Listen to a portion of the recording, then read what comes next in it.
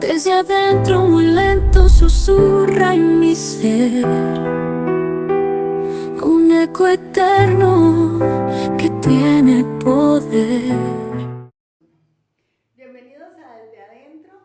Hoy nos acompaña nuestra compañera Lourdes y tenemos de invitado a Daniel. Bienvenido, Dani, Desde Adentro. Una persona que estimamos muchísimo y que yo en lo personal lo conozco desde hace muchos años. Dani es nuestro instructor de yoga, pero más que un instructor es un guía espiritual.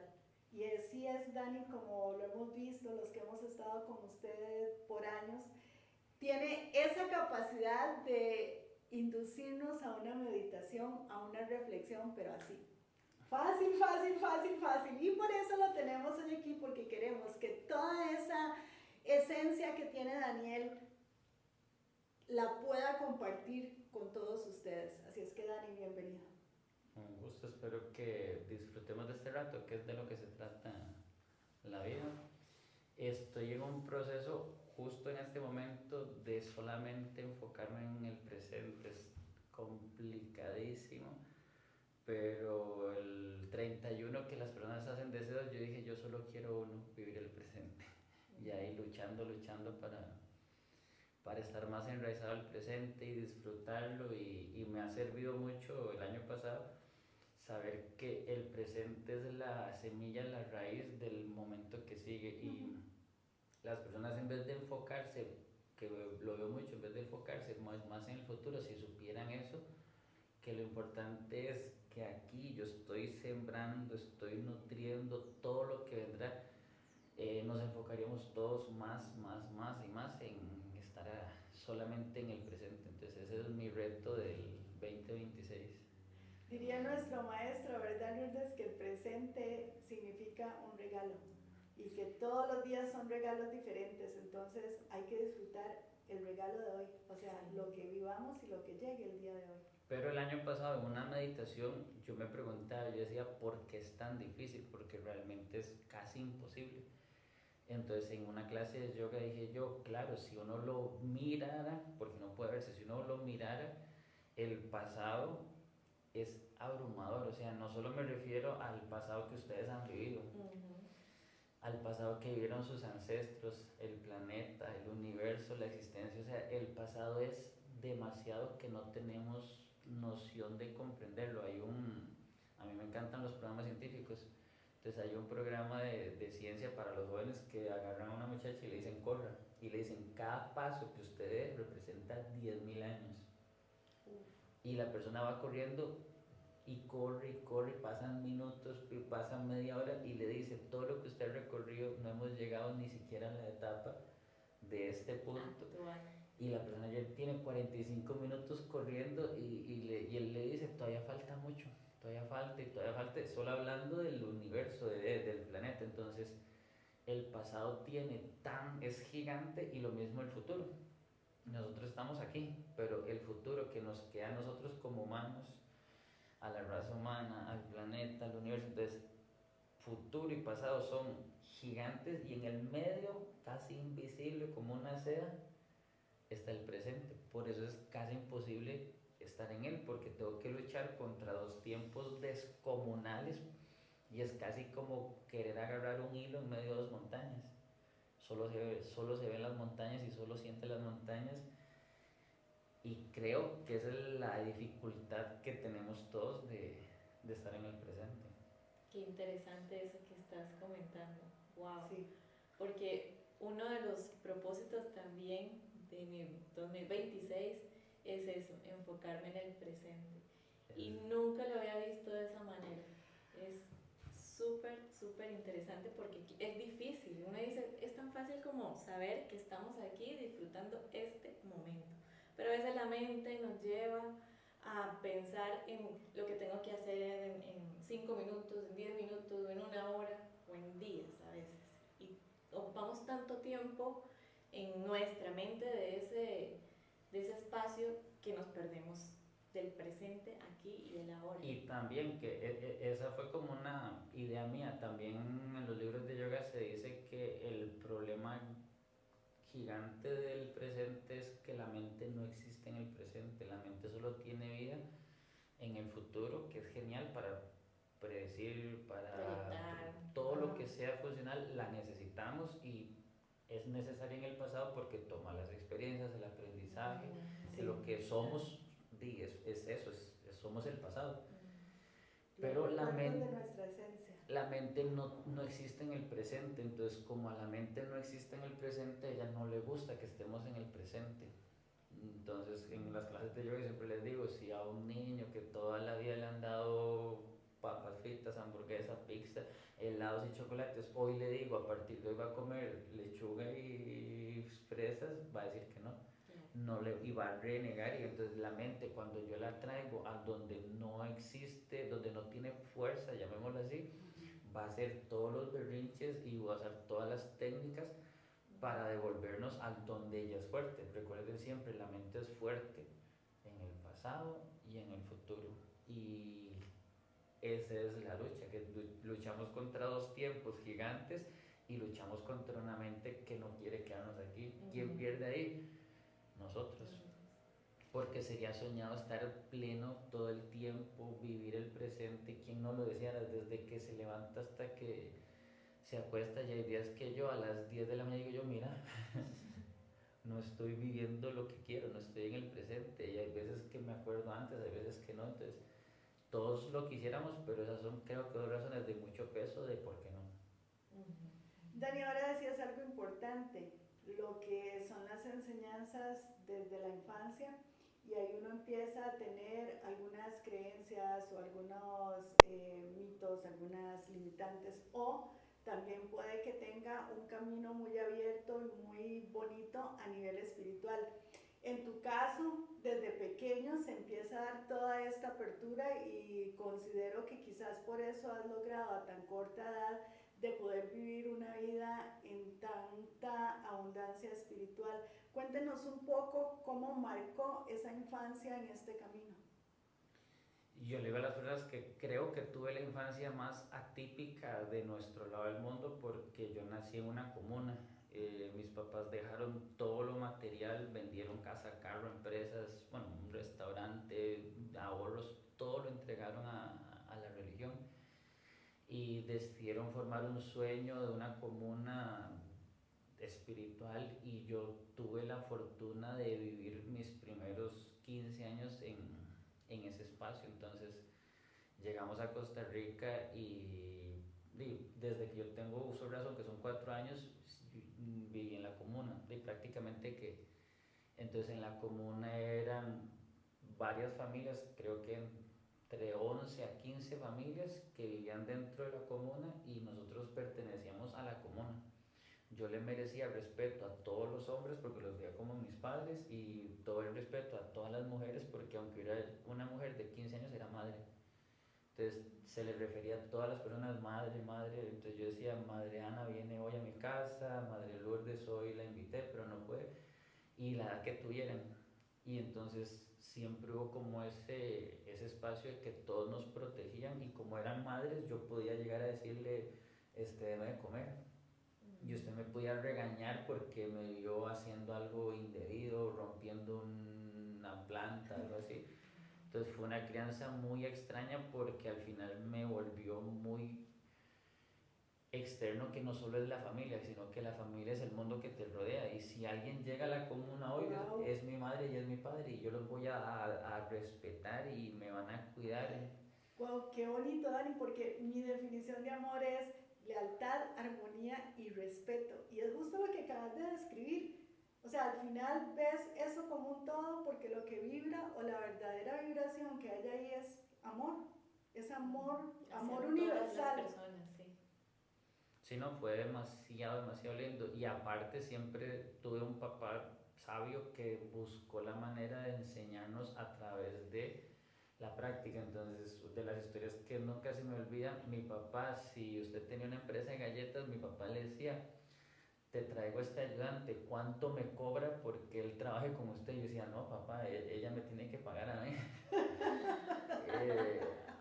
Si el Ministerio de Trabajo viniera estaría asustado. Me decía, no, porque es un desgaste, ella va a perder energía, ella va a perder tiempo, puede que pierda materiales y hasta que la persona más o menos domine eso, yo le pago. Entonces yo aprendí desde niño ebanistería, soldadura, agricultura, ganadería, todo, o sea, nos tenían a los niños desde los 7 años aprendiendo todo lo que pudiera, teatro, música, deportes, filosofía. Entonces era demasiado chido porque no había tiempo para distraerse. O sea, sí, obviamente como niño jugar, pero siempre está eso de que puedo aprender más. Entonces desde niño siempre fui muy docto de aprender y desarrollar entonces parte era la comuna. Si llegaba alguien con alguna habilidad, ahí aprendí masaje tailandés, llegó un mexicano, entonces de una vez vaya aprenda con él lo que él sabe, vaya aprenda con él lo que él sabe. Entonces todo el proceso siempre era muy lindo y como nunca fue obligado, eh, Era disfrutar. Era parte de tu disfrute, o sea, no es Claro. como voy a terminar los masajes y ahora sí voy a jugar, Ah, o sea, no. deseando otra cosa, que es lo que pasa actualmente con la educación. Van al colegio, pero están deseando salir de ahí. sí, no, Aquí tú ibas y disfrutabas esa demasiado. O sea, actividad. sí creo que tuve una infancia, pero así soñada en cuanto a la vivencia, porque creo que no existe nada más bello que una comuna. Ok, y ahora viene la pregunta incómoda. ¿Qué pasa cuando tiene que salir de ahí o cuando ya se sale un poco de ese estilo de vida? Porque este es el ideal y qué fuerte debe ser pausar eso y llegar a este mundo que está, porque ahorita Totalmente quizás contrario. nosotros los que hemos estado buscando una posibilidad diferente queremos llegar a eso que ya usted había vivido. Pero ¿cómo logró Dani, después de que sale de la comuna, adaptarse a un mundo que va tan deprisa, tan loco y tan diferente a lo que realmente es tu esencia? Ahí fue lo complicado. La adolescencia más bien fue un momento súper difícil donde digamos que internamente, porque yo siempre digo, nadie vio mis luchas.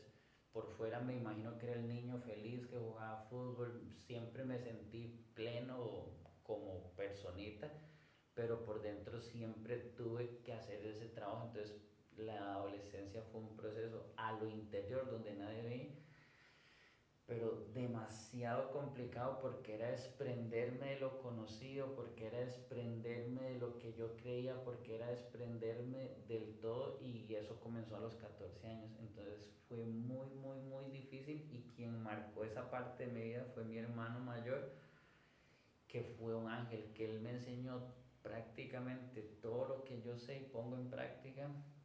Él me lo enseñó. A los 13 años él me decía el libro El Secreto y yo le decía, no, quiero jugar fútbol. Y paciente, como hasta los 16, 17, empezó a marcar todo ese caos. Mi hermano mayor fue capaz de generar calma, armonía y plantear un horizonte y enseñarme como yo solito, sin necesidad de él, ir a donde yo quisiera. Entonces fue muy chiva porque cuando el mundo se cayó, cuando todo colapsó, digamos, y cuando ya yo no tenía para dónde agarrar, mi hermano me dijo, para cualquier lugar, ideas claras, céntrate. Entonces me acuerdo que a los 17 años compré un MP3, tenía que ir a internet a descargar videos motivacionales de Camilo Cruz, creo, o sea, 20 años que no lo escucho, de todo lo que existía en aquella época, que era demasiado poquito, ir a las librerías a buscar. Entonces desde los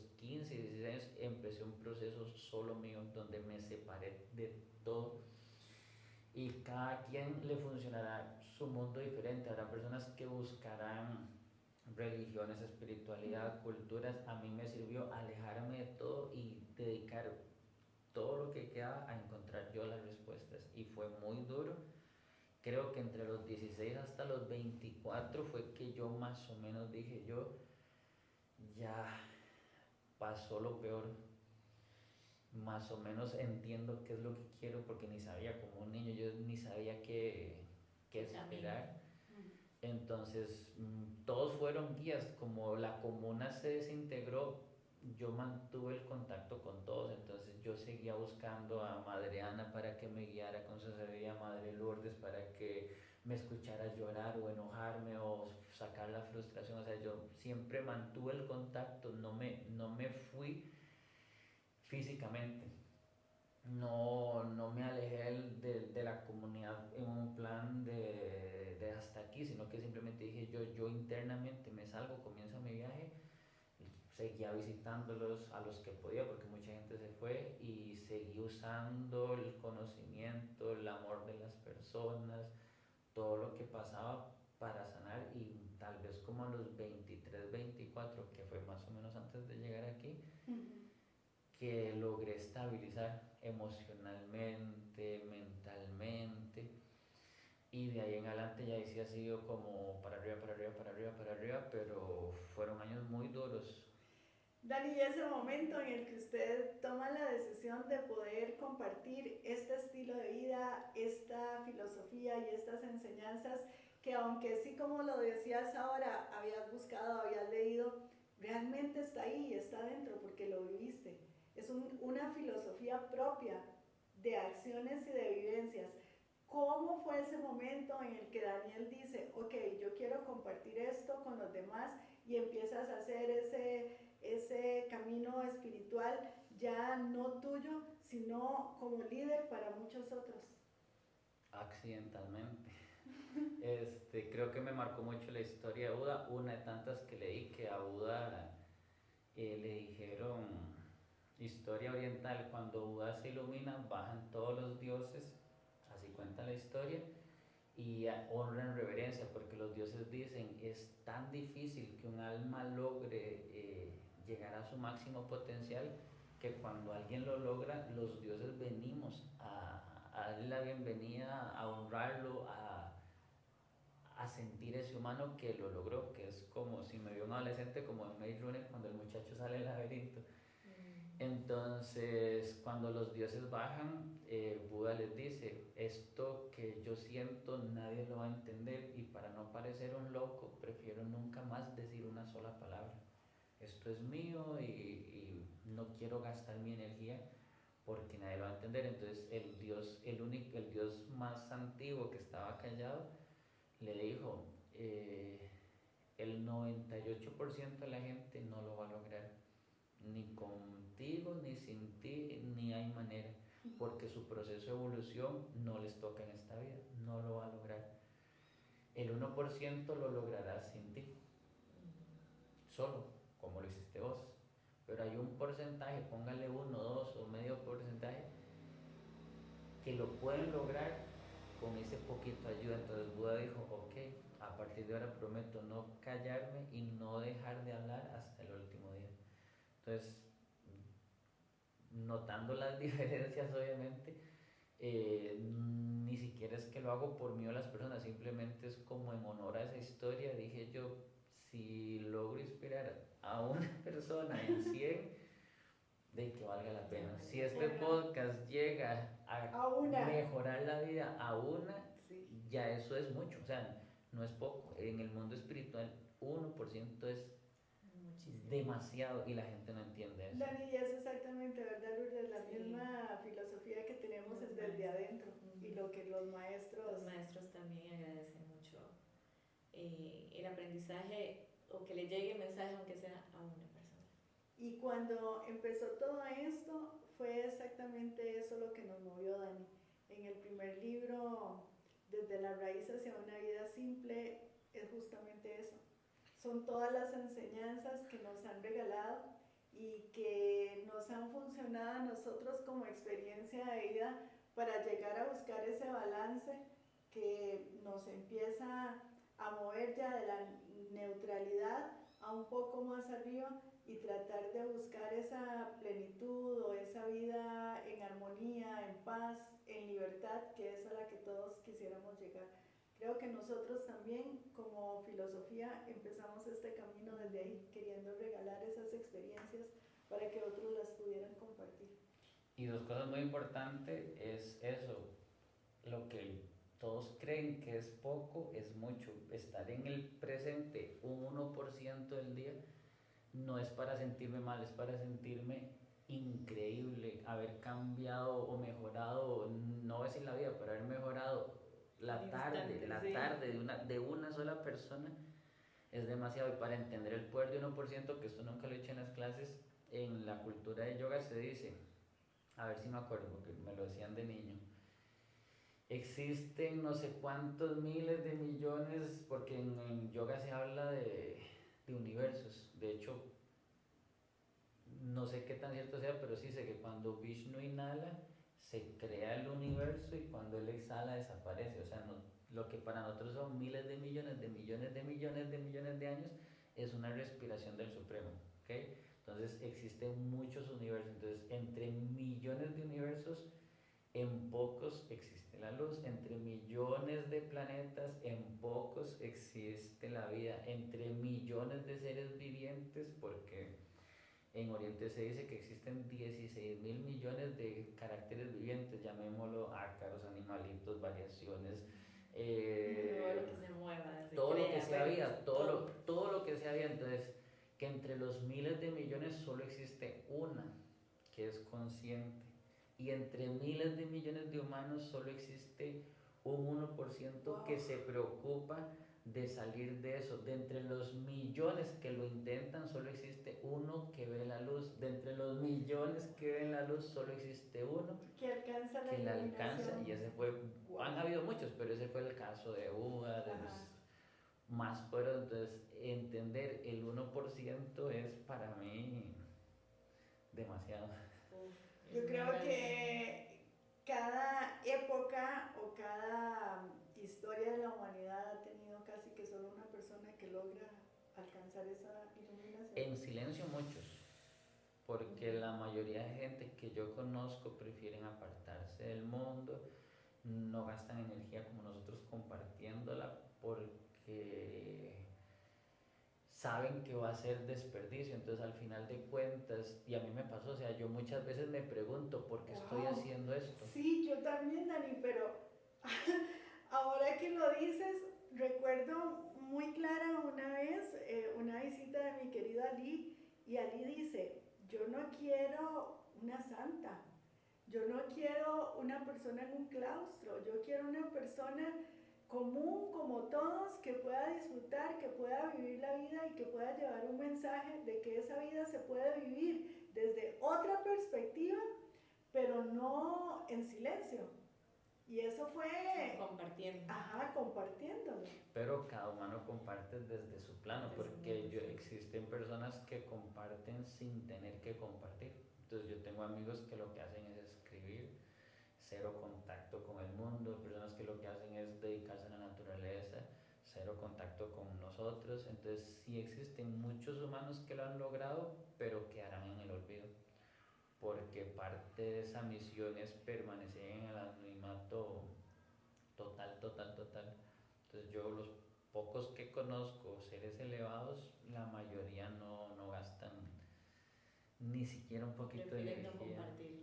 No, compartirla diferente, o meditando a través, entonces comparte la energía a través del mundo vibracional. Entonces, uno tendría que subir a ese punto para conectar Para con poder ellos. conectar con ellos. No meterse a internet. Ajá. Que no como yo, no entregar volantes, no ir a... No, en serio. Sí, Sí, pero es- qué entonces, complicado, es Dani, complicado. porque digamos, cuando ya uno medio se ha sumado a ese nivel, Quiere digamos, compartirlo. uno lo quiere regalar, o sea, uno Transmitirlo, siente sí. la necesidad de que otros lo puedan disfrutar y lo puedan vivir. Porque vos vibras en la energía de la abejita. La abejita, la vibración de la abejita es que cuando la abejita es feliz, cuando la abejita está paseando relajada y feliz de la vida, cuando ella encuentra una flor, viene, ella no se queda en la flor, inmediatamente ella lo quiere compartir, va al panal y trae a los ellos demás. bailan. Entonces, los científicos han experimentado que depende la intensidad de la samba, depende qué encontró. Entonces, si encontró una flor, baila. Si encontró muchas flores, hace un llamado diferente. Y si encontró, llamémoslo, un jardín repleto de rosas, ella viene y explota. Entonces, vos vibrás en la frecuencia de la abejita, Sí. porque Bueno, uno lo quiere compartir, obviamente. Entonces, eso se llama vibración de la abejita, que curiosamente son las que zumban. Sí. Sí, Qué sí. bonito. Bueno, aunque hay personas que solo hacen un trabajo interno propio, esa persona igual, Irradia luz. claro, Obviamente. proyecta y le llega a su alrededor, pues la gente A que, quien está sintonizado. a quien está sintonizado. No importa que no diga una palabra, pero hay gente que proyecta solo con su presencia y con ese trabajo interno que logra hacer consigo mismo. De hecho, los sanadores más elevados están llamémoslo igual, en apartados totalmente y desde ahí cambian el mundo. Entonces, algo tan sencillo para Venezuela, yo tengo amigos que hicieron mucho trabajo de vibración, independientemente suceda o no, no cambia. Cuando uno es meditador, nunca busca lo que suceda, solo es mandar vibras, solo es mandar Sí, vibras mandar y solo es luz, mandar. vibración. Ajá. Ujú. Entonces existen muchísimas almas elevadas que permanecen en el anonimato nuestro, pero que todos podemos conectar si empezamos a subir la vibración y ahí uno se los empieza a topar y se los empieza a topar. Entonces eso es lo lindo. Sí. Bueno, nosotros conocemos Totalmente. una, ¿verdad? Isabel. Ah, sí. Es una alma muy elevada que está al servicio y está en el anonimato. Y realmente es un trabajo Y increíble quizás como que, empezamos a vibrar en ese... alrededor de ella. Sí. Dani, hablabas ahora de Buda como uno de los grandes maestros presentes en su vida. También todos los que estuvieron compartiendo con usted ahí en la comuna. ¿Hay algún otro maestro espiritual de los que han estado visibles para el mundo que te haya marcado o que te haya regalado sabiduría para seguir en este camino? Un montón. Como mi infancia fue caótica y la juventud fue caótica, creo que lo debería conocer más gente, pero Osho fue para mí revelador porque fue el punto de rebeldía. Entonces, como conectó con la rebeldía del adolescente, fue un punto muy complicado. De hecho, el primer libro que yo leí de él lo odié. O sea, dije yo, esto es demasiado, esto es horrible, esto no me gusta. Lo volví a leer, lo volví a leer, lo volví a leer y pronto dije yo, detrás de todo el conflicto que pueda leer alguien en sus letras, existe un mensaje. Entonces él fue un maestro muy caótico, para mí revolucionario, y fue en ese momento el que me marcó. Entonces yo pasé de los 16 a los 24 años leyendo solo, única y exclusivamente Osho, como punto de hacer las paces, de encontrar, de sanar. Y obviamente leía como cultura general muchos, pero han habido demasiados maestros. Obviamente todo lo que es la cultura del Tao, a mí creo que la cultura que más me parece sincronizar con la mía es la cultura Tao. Entonces todo siempre trataba, pero no llegaba al entendimiento. Creo que hoy sí podría leer más profundamente, pero en esa época los libros de filosofía eran más teoría que entonces lo intenté, pero sí trataba de leer de todo lo que podía. De hecho, pasé los primeros años de mi vida era de leer y leer y leer y leer y leer. Y con mi hermano nos íbamos a la librería internacional y lo pueden hacer los que están viendo. Nunca nos sacaron, estudiamos 3, 4 horas sentados en la librería internacional en todas las que íbamos. Nunca tuvimos ninguna, ni siquiera mirada, nada, y a buscar libros y leer, pero no podíamos comprarlos. Y buscar libros, entonces buscábamos demasiados libros, entonces era como ese rato, porque creo yo que lo más importante es aprender para desaprender.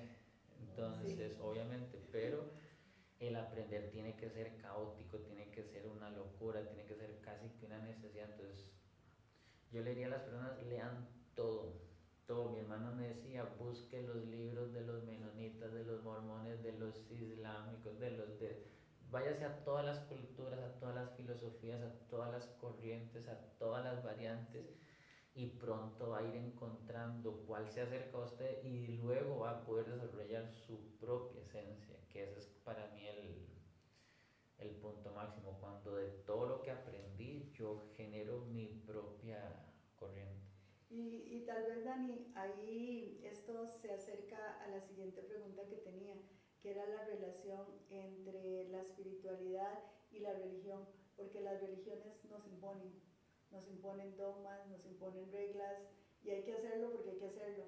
Cuando uno logra entender lo que es la espiritualidad, vamos a lo que acabas de decir, es abrirse, entender, conocer, soltar, que no tengamos limitantes y vivir bajo nuestras propias reglas y nuestras propias experiencias después de todo lo que hemos visto, ¿verdad? Diría Daniel a los 17 años, cuando me refería a las religiones, yo siempre usaba una frase odiosa que era: donde todos piensan igual, nadie está pensando. Sí. Y no hay manera de debatir esa frase, o sea, no hay manera. Si somos 1000 personas, no podemos tener los mismos gustos, ni las mismas opiniones, ni los mismos criterios. Entonces, tristemente el religioso cae ahí porque ya te pronosticaron y te previeron qué es lo que tenés que pensar, y si pensás diferente generas caos. Entonces, parte de salirme de la religión, que me pareció sorprendente en su momento, era eso: donde todos piensan igual, ninguno está pensando. Entonces, formar su propio criterio es fundamental. Creo, mi mamá siempre decía algo muy lindo: la religión es necesaria en un punto. Sí. Es súper importante. Sin Ya religión algunas bases, estaríamos algunos peor. cimientos.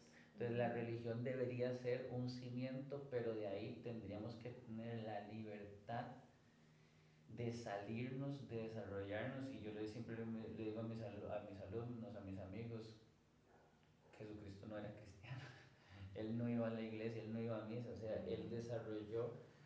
Y así todas las almas han intentado poner su voz por encima de la voz que escucharon. Y póngale el nombre que quiera de cualquier cultura, las almas que han revolucionado el mundo no obedecieron, formaron su propio criterio, su propia, desde la ciencia hasta la tecnología, hasta la espiritualidad. Entonces, para mí la religión, decía mi mamá, es un mal necesario, porque nos da las herramientas para tener lo que tenemos ahora.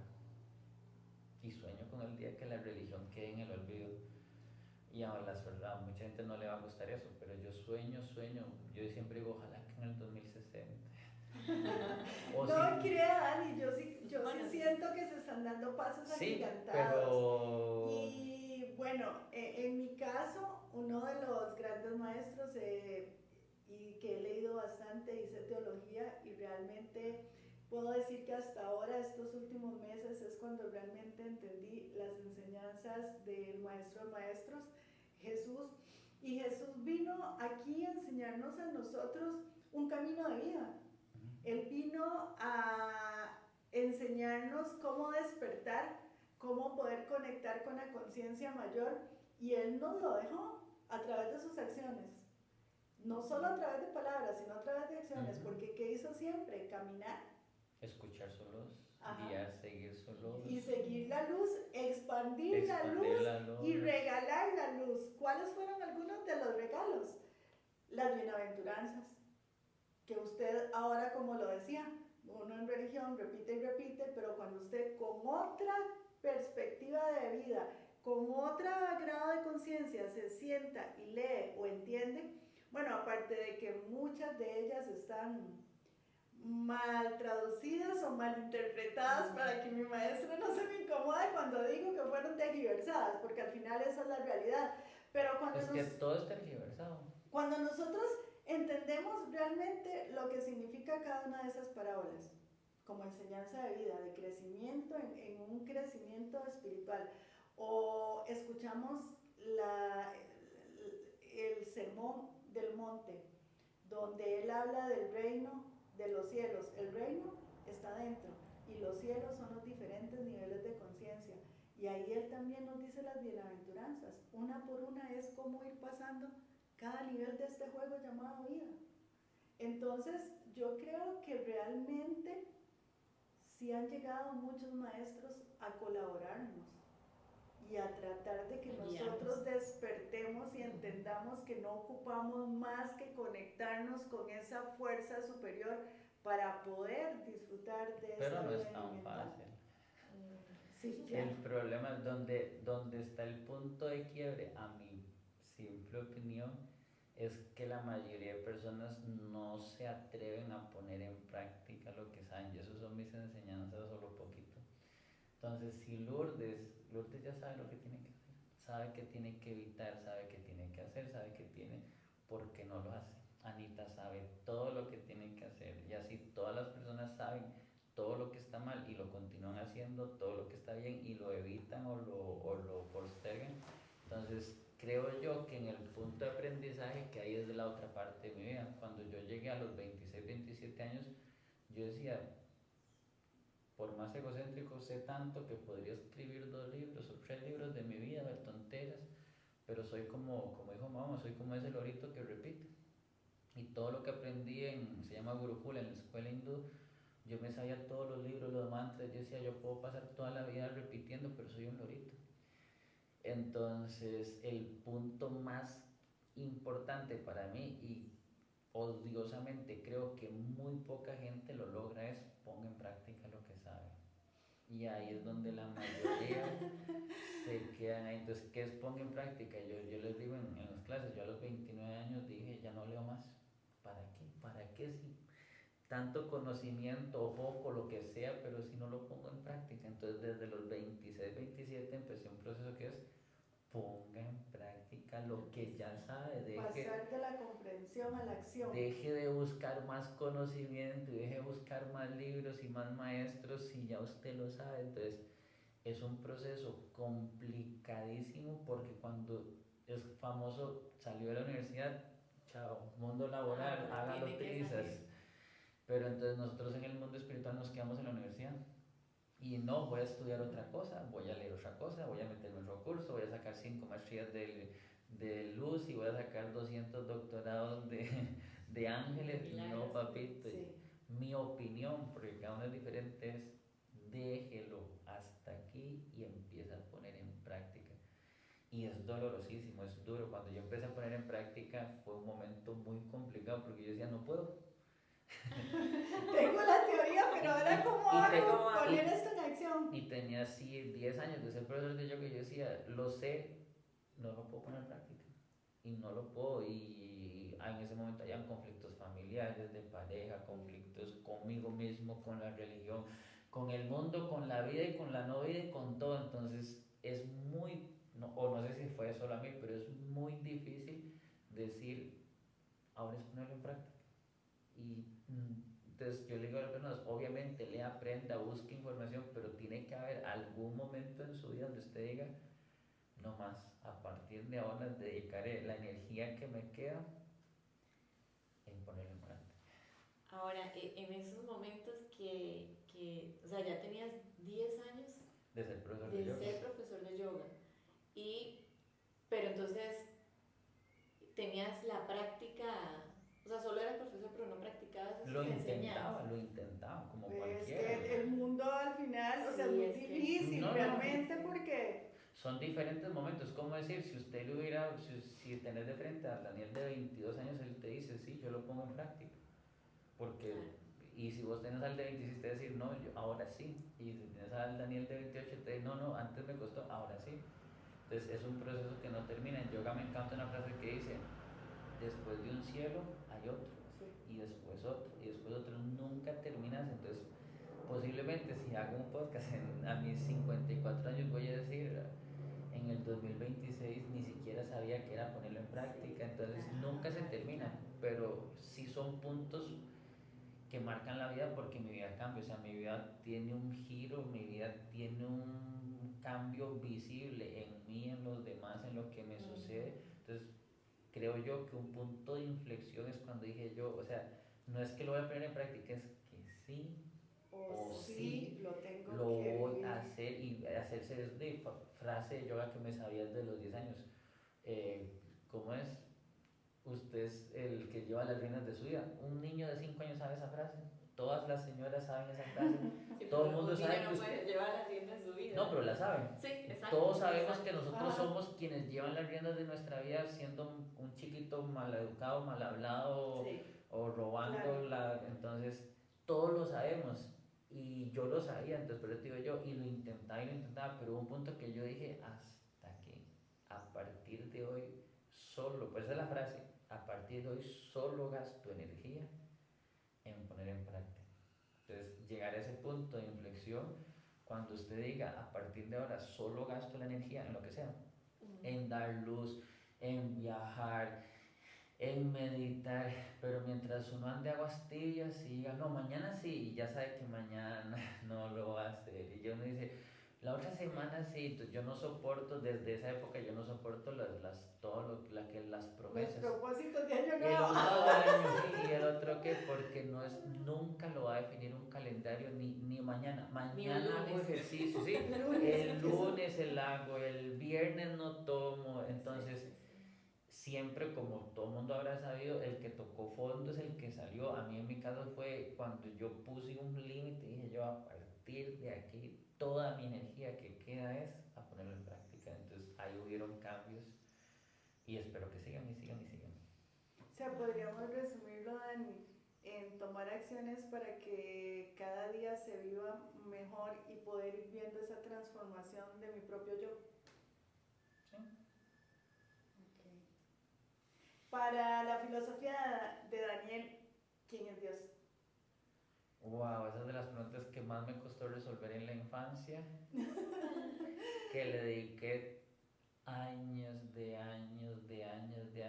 y volví a una idea que es como la base. Mi mamá decía, bueno, eso es de Oriente,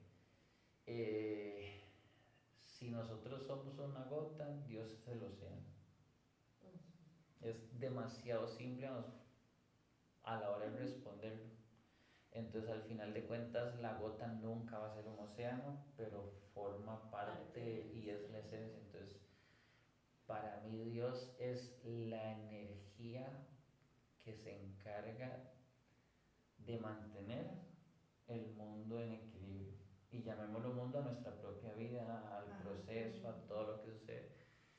Es lo que hemos olvidado, por eso tal vez no tenga la respuesta, porque si estamos en este mundo se supone que es porque nos alejamos de Dios, y este viaje, según muchos antepasados, nosotros nos decidimos deslingar de lo espiritual y en ese momento apareció el ego. Y parte de lo que yo predicaré toda mi vida es que el ego no es egocentrismo, no es prepotencia, no es orgullo. Todas las personas que están en este mundo tienen ego. La más amorosa que usted tenga tiene un ego gigante, todo el mundo, porque ego es, esa persona se olvidó de Dios, se quiso alejar y se desligó tanto de esa energía que nos pasaron a que estamos como intentando recordar primero quiénes somos nosotros, cuál es nuestra misión en este mundo, y luego creo que la tercera etapa, Daniel, que no ha comenzado, es cuando toda tu energía se dedique solamente en volver a la fuente, porque ahorita no lo hago. O sea, hay que ser demasiado sinceros. Ahorita sabemos que somos energía que viene de una misma fuente. Sí. Pero ahora, ¿qué hacemos con este conocimiento? El conocimiento está, por eso el conocimiento está y la claridad está, pero mientras mi energía me disperse en muchas cosas, entonces llegará un día, espero que pronto, unos 10 años, ojalá antes, no sé, que yo diga, a partir de ahora dedico toda mi energía, que en yoga hay una frase muy linda que es, ¿qué pasa cuando usted tiene sed? Se siente feo. Ahora imagínese que pasen más días y tenga sed. El humano vive 3 días sin agua. Ahora imagínese que usted tenga 30 años sin beber agua. Debe ser horrible. Entonces en yoga se dice que cuando esa sed espiritual llega a un nivel máximo, usted necesita buscar la fuente, valga la redundancia, de agua para beber, en nuestro caso la fuente espiritual. Pero eso llegará cuando todas las moléculas del ser decidan, mientras sea una parte que quiera buscar la luz, y vamos en camino. Mientras sea mucha energía que quiera, vamos bien, pero lo lograremos cuando todas las fibras de nuestro ser, de nuestra energía, de nuestra alma, mente, espíritu digan lo mismo: hasta aquí, a partir de ahora no voy a gastar nada de energía que no sea en el reencuentro espiritual. Entonces esa es para mí mi definición de espiritualidad más que de Dios. Dani, aquí tengo un cuaderno. Bueno, los que ya me conocen saben que toda mi vida he pasado escribiendo y anotando. Y aquí tengo un recuerdo muy bonito de hace, yo creo que unos 15 años por ahí, porque estamos en el 26, sí, esto es como del 2011, 2012, por ahí. Una de nuestras tardes de tertulia, donde yo le preguntaba cómo lograba canalizar todo esto para hacer el balance. Y este es un gráfico que quizás no lo puedan ver desde ahí, pero Dani me lo hace, con una raya donde dice neutralidad y hay gradas hacia arriba y hay gradas hacia abajo.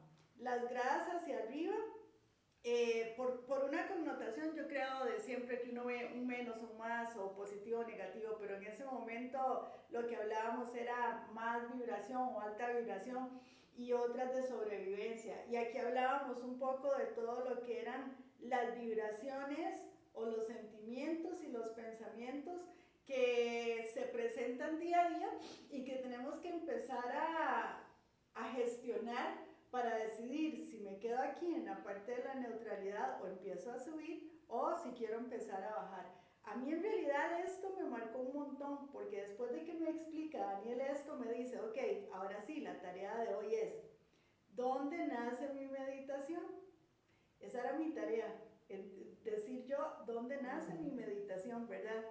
¿Y dónde quiero terminar con mi meditación? Y yo dije, wow, creo que no entendí nada de las dos preguntas y cuánto tiempo voy a durar para llegar a esta respuesta. Pero bueno, dije, no me voy a traumar y me voy a volver a la primera enseñanza, que era el manejo de las escalas de pensamientos y emociones. Y realmente, Dani, para mí eso marcó algo tan bonito hace más de 10 años, que a partir de ahí fue donde dije, ok, ya tengo alguna teoría, ahora necesito empezar a gestionar y accionar esto. ¿Cómo logro mantenerme en neutralidad para arriba? Yo no quiero estar de neutralidad para abajo. Entonces, a lo que voy ahorita con esta experiencia es, a mí me marcó. ¿Cómo, Dani, podríamos decirle a los que están ahí que puedan entender esto y manejar ese juego y empezar con acciones a trabajar ese nivel de vibración? Esto es pura teoría. Entonces, para entender la teoría en mi mundo, porque eso me tocó básicamente experimentar de eso mucho, obviamente leí, pero mucho me tocó a mí rellenar cosas, inventar, cambiar. Entonces mi hermano siempre me decía, en ese momento de la adolescencia, él me decía, somos vibración. Y la frase muy usada en meditación es, si yo tomo una radio de las antiguas y voy moviendo la perilla, va cambiando la estación. Si yo pongo la radio de cumbia, no pretendo escuchar rock. Romántica.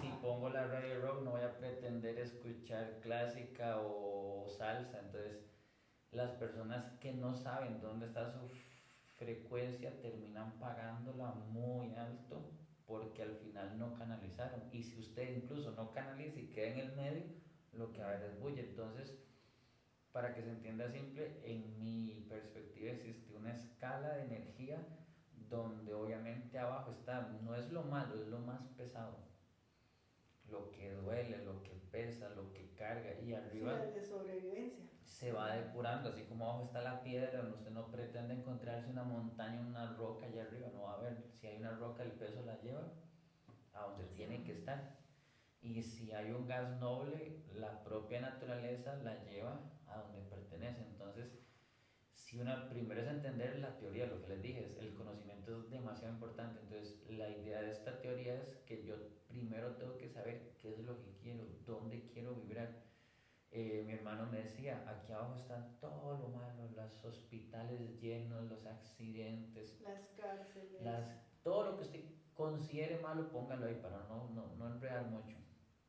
Y encontrar el punto medio ya es un logro, porque mi hermano me decía, el 80% de la gente vive aquí abajo, en ansiedad, en preocupación, en enfermedades, en situaciones, en no haber podido superar peleas. Póngale lo que usted quiera, pero él me decía eso, no sé qué tan cierto, pero él me decía, el 80% de la gente está abajo del 50%. No, y es real, porque hay un estudio científico, el del Dr. Hawkins, que dice que el 80% de la población mundial está vibrando en los 50 Hz, que es la neutralidad entre los 250. Entonces, la neutralidad ya es un logro gigante. O sea, ya es quien logra, yo le digo a las personas, quien logra llegar a ese punto, o sea, ya sobrepasado, porque existe el 50%, aunque sea un 250, existe un 250%, pero son muy diferentes. Entonces, si usted va a subir un tobogán, el 50% cuesta y el otro se disfruta. Si usted va a construir una casa, el ejemplo que yo uso, usted no puede construir una casa, o si puede acá echa leña. Cuando usted diga, ya hice los cuartos, el techo, ahora me falta el 50% soñado, tengo que ir a comprar la silla, tengo que buscar la alfombra. Entonces, obviamente la primer parte del trabajo es súper tediosa en el estudio, en lo que sea. Entonces, entender el poder de la vibración, y yo no puedo hacer nada si estoy vibrando mal, que es lo mismo, si yo estoy en la cumbia, en esta radio, no existe manera de que las cosas cambien. Entonces, ¿cómo se sube la vibración? Es muy complicado. Ahí entra el otro malentendido. Dos malos entendidos que yo camino por el mundo predicando es ego y karma. ¿Qué es ego? No es el comportamiento de la persona, no es la arrogancia. ¿Qué es ego? Sentirnos distantes de la fuente, habernos alejado. Entonces todos tenemos ego. Y el otro mal entendido es karma. Karma es lo que yo hago bien me genera un bien y lo que hago mal me genera un mal. Esa respuesta es para un niño de 2 años. Karma es eso y mucho más. Entonces, otra historia que nunca cuento en yoga, los reyes como querían buen karma, entonces el rey le dijo al sabio, quiero karma. Entonces uno lo ve como una inversión o como un negocio. Entonces el rey decía, hacer bien. ¿A cuántas personas? Mientras más mejor. Entonces él dijo, ok, entonces tráigame a todos los pobres y les voy a dar de comer. Y el rey decía, pero son poquitos, son 10,000, ¿cómo puedo hacer?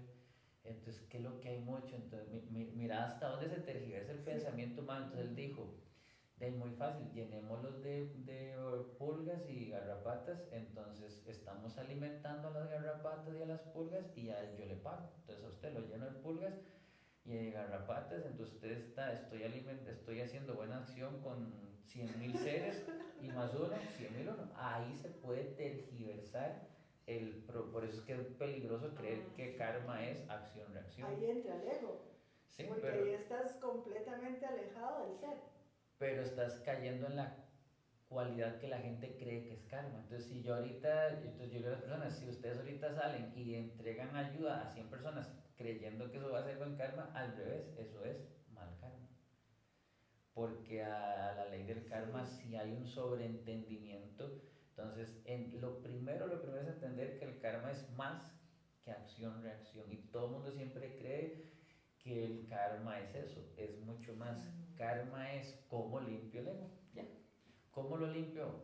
Haciendo acciones del corazón. Como les dije, un error, cuando ya usted piensa, aunque sea que piense un segundo en la consecuencia, ya no sirve, ya no es karma. Son buenas acciones. Si usted ahorita va a ayudar a 100 personas, usted es un humano increíble. Usted es un humano que merece mi admiración, mi respeto, pero usted no generó... Sí, no quiere decir que le vaya a ir bien el resto de su vida. En el mundo material tal vez, pero en el mundo karmático, energético, ¿no? Porque ya decidiste, estás intentando comprar lo que no se puede comprar. Entonces eso es lo que hacen muchos religiosos, que creen que pueden ir pagando a todas las... indulgencias, como Sí. en... Bueno. Los religiosos creen que se ganaron el cielo y el cielo no se lo ha ganado nadie que no vibre alto, a mi opinión. Entonces Osho decía, hay gente que va pagando el lote en el cielo y ellos creen que van pagando con buenas acciones. Lo curioso es que cuando lleguen arriba no hay lote que puedas pagar de esa manera. De esa manera. No. Entonces, karma es cómo hago yo para limpiar ese ego. ¿Y cómo se hace? Con buenas acciones sanas, honradas, genuinas, del alma. ¿Cómo se hace? Para mí, yo se lo he dicho 1000 veces, gratitud. La gratitud te sube la vibración. No hay, para mí, no hay nada más poderoso que la gratitud. Y yo no olvido, mis meditaciones son, ¿qué hizo Ana por mí? ¿Qué hizo Lourdes por mí? ¿Qué hizo el alumno por mí? ¿Qué hizo una persona desconocida? O sea, y yo a nivel de vibración intento devolverles eso. Entonces, una de mis Claro. meditaciones más profundas es intentar estar siempre en gratitud, siempre en gratitud. Si alguien me hizo algo malo, intentar entender que eso pudo darle la vuelta, convertirlo en bueno y agradecerle a esa persona. De hecho, pues lo sabes, no sé si sonará odioso, pero todos tus ex son maestros.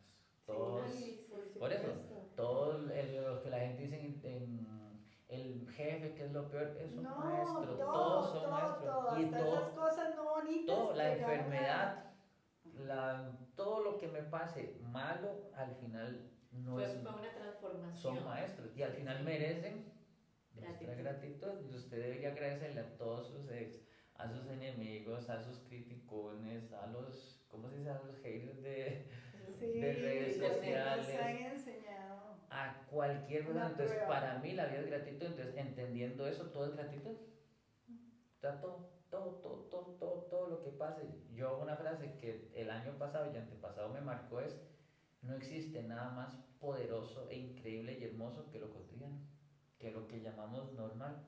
Y obviamente eso nos lo enseñó a todos el COVID, pero lo que la gente llama normal para mí es sobrehumano, espectacular, soñado. O sea, simplemente estar aquí, simplemente saber que llegué a mi casa, simplemente saber que la quincena me pagaron, que comí algo y me cayó bien. O sea, lo que la gente cree que es normal y ni siquiera le presta atención, todo lo que es cotidiano para mí no es cotidiano, es sobre mega recontra valioso. Entonces, cuando la gente entiende el poder de lo cotidiano, dejará de llamarle así. El poder de la vida simple, dirían Sí. nuestros queridos amigos. Entonces llevamos dos para limpiar karma o mejorar karma: es uno, acciones que nacen del corazón, que nunca piensan en el resultado. Si yo me gratitud. Y otra, y para que me entiendan, yo digo a las personas: imagínense el universo como un viejillo así, todo rico, y que una muchachilla, uy, mami, rica. Entonces, ¿saben qué le gusta al universo? La gente que dice algo y lo hace. Coherencia. El universo dice: uy, mami, uy, papacito, usted véngase para acá para quererlo. Le hace Porque realidad todo. El universo ama a alguien que diga: ok, mañana dejo la cerveza y la dejé. El universo dice: uff, papacito, venga, parale, amor. El universo ve que alguien dice: mañana voy a hacer esto y lo hace. Eso es un nivel de vibración, porque es muy poco. ¿Cuánta gente y lo intenta y regresa al punto, y lo intenta y regresa y cae? Entonces, una manera muy chiva de subir vibración, ya fuera de chiste y broma, es realmente tener la capacidad de estar en sincronía conmigo mismo. Lo que digo, pienso y hago, tal vez no es igual, pero es muy, muy cercano. Sí, mucha coherencia. ¿Okay? Y otra manera de la más importante de subir la frecuencia es conciencia. Cuando yo comprendo qué soy, cuando yo comprendo lo efímero que soy, o lo que sea, como me considere, o mi poder gigante, o lo pequeñito en comparación al todo, o sea, pero cualquier nivel de comprensión te hace igual que la vibración te lleve para arriba. Entonces, habrá muchas más, pero con esas 4 ya tenemos de sobra. Entonces, si una persona se enfocara en que esas 4 cualidades mejoraran la vibración, sí o sí, o sea, no hay manera de que vaya para abajo. Y uno va a empezar a vibrar más alto, a encontrarse cosas mejores. Y basta con una, como les dije: si yo soy un humano amoroso de corazón, me sobra para ir para arriba. Si solamente soy agradecido, o si solamente soy consciente, pero a plenitud, o soy real, cualquiera de las 4 anteriores, sí o sí, basta una. ¿Qué decir si sumamos más factores? Entonces, eso hace que la vibración suba. Y la manera de darse cuenta, porque una pregunta muy difícil en meditación es: ¿cómo sé si mi meditación está funcionando? Y la respuesta es muy fácil: porque usted ve que todo cambia. Usted ve en los demás los cambios, no los ve uno. Si usted quiere ver si su meditación es real, usted va a ver a la gente diferente, al vendedor diferente, usted va a ver en el vendedor un maestro, va a ver en el chancero, en su mamá, en la vecina, en el que odia, en el que aborrece, en cualquier humano, usted va a ver que todo el mundo cambió, que está genial, que está increíble. Nadie cambió. ¿Quién cambió? Y ahí se usa la ley La del espejo. perspectiva. Ajá. Entonces parte de la meditación es que usted va a empezar a maravillarse de todo, de lo simple, lo cotidiano, de la persona, del pasado, de los problemas, del COVID, de la enfermedad, y ahí va uno bien encaminado. Estoy riéndome porque estaba buscando, ahora que volvió a decir la pregunta Dani, de hace muchos años, ¿dónde nace mi meditación? Estaba buscando qué escribí en aquel momento y a ver cuál es mi posición ahora y dónde quiero terminar mi meditación. ¡Wow! O sea, es bien profundo. Es muy profunda. Es bien profundo. Y la pregunta va cambiando día a día. Por supuesto, por eso me devolví, porque quería ver qué escribí en aquel momento versus lo que estaba pensando ahorita, ¿verdad? Wow, sí. Yo creo que realmente sería trascender el ego, poder conectarme directo a la fuente y cada vez, o por lo menos irme acercando más a la fuente. Aunque ya estamos en la fuente. Ya estamos en la Bueno, fuente, ya pero el estamos ego en nos la hace- fuente, pero yo creo, Dani, ya estamos en la fuente, pero ve qué curioso, porque ve lo que puse en aquel momento. Entonces, ¿dónde quiero terminar mi meditación? Porque aquí la primera era conocerme para trascender el ego y unirme a la fuente, ¿verdad? Y aquí, ¿dónde quiero terminar mi meditación? Abriendo mis canales para poder transmitir esa energía de la fuente a otros, servir. Wow. Y ese sigue siendo... Y yo creo que anda por ahí, a lo que solo iba que caminando. sí, lo ha ido, yo creo que lo tenía claro. Lo que pasa es que faltan todavía acciones para ejecutarlo, ¿verdad? El Y camino. Lourdes, Qué increíble esto. ¿Dónde todo- quiere terminar su meditación? Sí.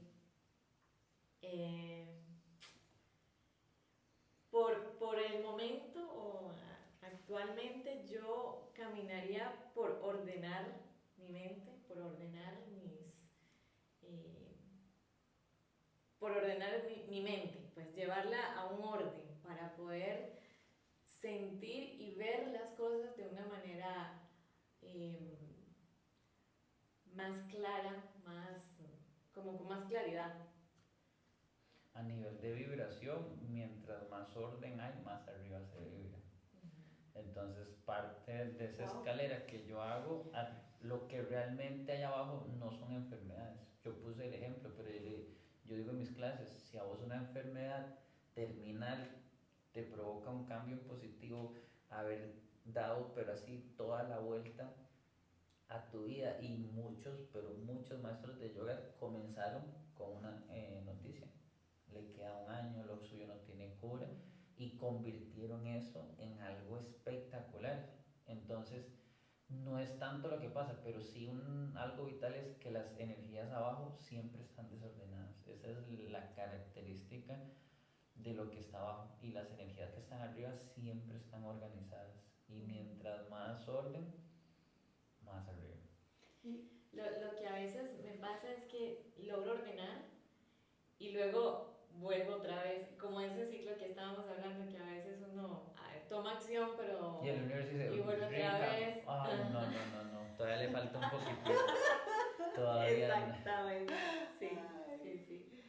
Pero sí me ayuda muchísimo a tener como lapsos de tiempo más largos en orden. Perfecto. Sí. Dani, Wow. tengo una pregunta.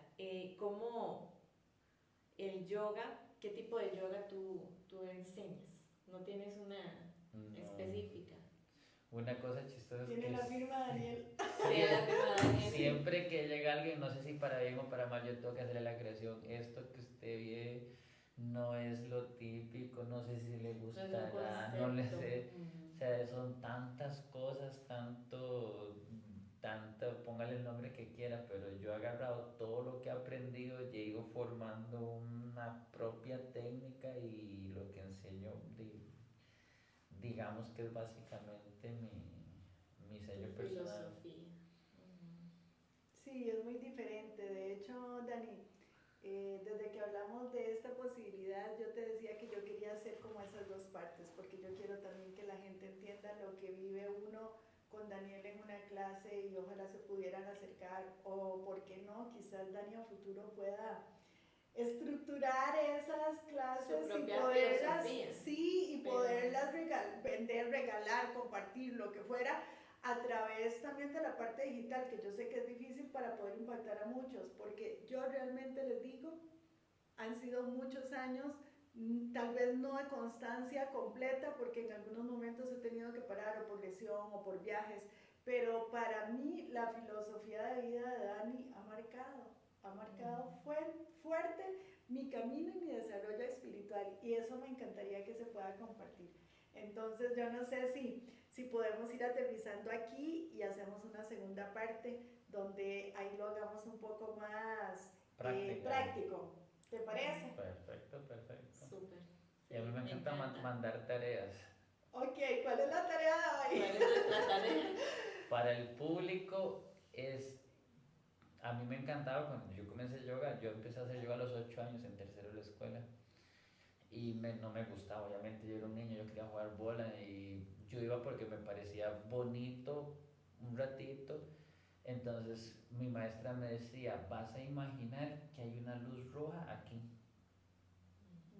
que se prende y te dice algo y tienes que estar atenta a la luz roja. Entonces, para los que nos están viendo, van a tratar de intentar concientizar esa luz imaginaria roja. ¿Cuántas veces se prende al día? ¿Cuándo se prende? Cuando desorganizo, cuando conecto con el ego, y vuelvo y repito, ego no es prepotencia, orgullo, el ego es cuando quiero algo a cambio. Esa es para mí una característica muy usual, porque hasta en el mundo espiritual hay ego espiritual. Entonces la tarea sería cada cuánto se prende esa luz, cuando quiero sacar ventaja, cuando quiero esto, cuando quiero que las personas paguen por sus acciones, cuando estoy aquí, cuando estoy, la respuesta más fácil, en desorganizado y desordenado. Y esa luz se va a prender verde y bonita cuando conecto con la gratitud, cuando conecto con las buenas acciones. El amor hace que suba, y no quiero hablar mucho de la teoría, pero el amor sube y otra de las más poderosas, que lástima no lo entendemos en realidad, es el perdón. Al humano, lo que yo veo en mis ojitos es que la gente no sabe perdonar, le cuesta, pero demasiado, demasiado, demasiado, y autoperdón y perdón, las dos por igual, cuesta mucho. Entonces, cuando perdono se pone la luz verde, cuando quiero que la persona pague una consecuencia y pague sus actos, se pone la luz roja. Entonces, para la tarea para los de la casa sería muy simple, esa luz, cada cuánto se prende, de qué color se prende, la concientizo, o ni siquiera me enteré hasta el otro podcast que volví a ver con Daniel en no sé cuánto tiempo. Entonces esa sería la tarea. Y para Anita, una tarea, pongámosle una muy facilita. Uno no debería, ¿verdad? Pero tenés que entender que estás más cerca del cielo que lo que crees. Entonces tu tarea es muy simple, simplemente, ¿cómo sería? Creérselo y creérselo. Y para Lourdes, saber que el caos es necesario y no es malo. Estar en desorganizado, lo malo es querer quedarme ahí o no concientizarme. Pero el caos es necesario. Como les dije, el caos de mi vida no sería la que es sin el caos que formó al humano, que quiso. Entonces entender en tu caso que el caos es hermoso y que hay que abrazarlo. Entonces esa es la tarea, abrazo el